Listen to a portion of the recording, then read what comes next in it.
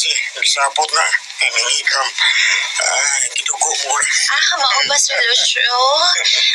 Wa ka nag-minopost, Ma'am Francine? Ati man na nang imong trabaho, dili kay makikchika ka na mong imong amo. Oo. Nagmenopause na ko'y hagbay ra. Pero ang post-post diya sa akong tuo nga kamot, unsa man. Ganahan ka akong puspusan na, Virgie. Dalawang ko sa amo, Sir Lucio. Ayaw, Virgie. Nagkinalan sa imong serbisyo. Nagkinalan ko na imong. Ayaw pagbiya. Ako yung musilo ni mo. Pasensyahin taon na Francine kung asawa. O dili ba, di na lang ka magpadool niya ba? Aron, di ka niya makasaban. Gawas na lang, sir, kay more relax ako. Ay, idadrim, yuminto na ko dahi. Pero ang akong kusog dahi, iwan man ang manahula patanon pa yung taon, Bridget. Sir Lucio ba? Makamao kang mag-extra service. Bayaran di ka dahi sa imong extra service, Bridget. Kalawad sa di mo malayoy.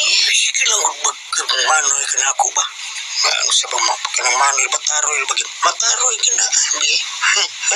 Kung sa man, kamao kang mo extra service, kaya magpa-extra service ko ni mo.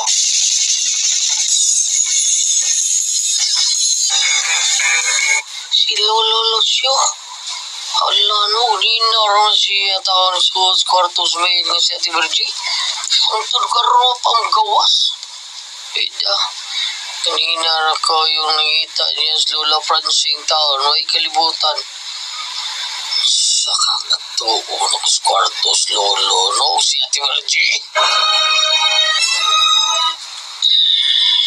Mayoy, gawas na rin sa kwarto, bi, kay matuog na ko. Magpa-extra service ako ni mo dahil. Una ko magawas din eh. Sige na, good. Pilaman. Ikaw, masaman. 5K? Nakuha, masana. Mura man kang dili mo yan. Oh yes, made ako.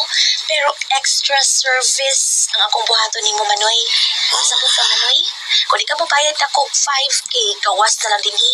3K lang. 3K? O sige, larga. Sige, pahubo na na yun. Time pasa. Time pasa. Oh. Ang ako cellphone, ready na ako para videohan ako ang imong buhaton.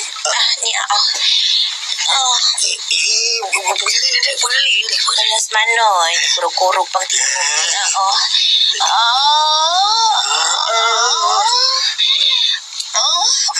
Madali,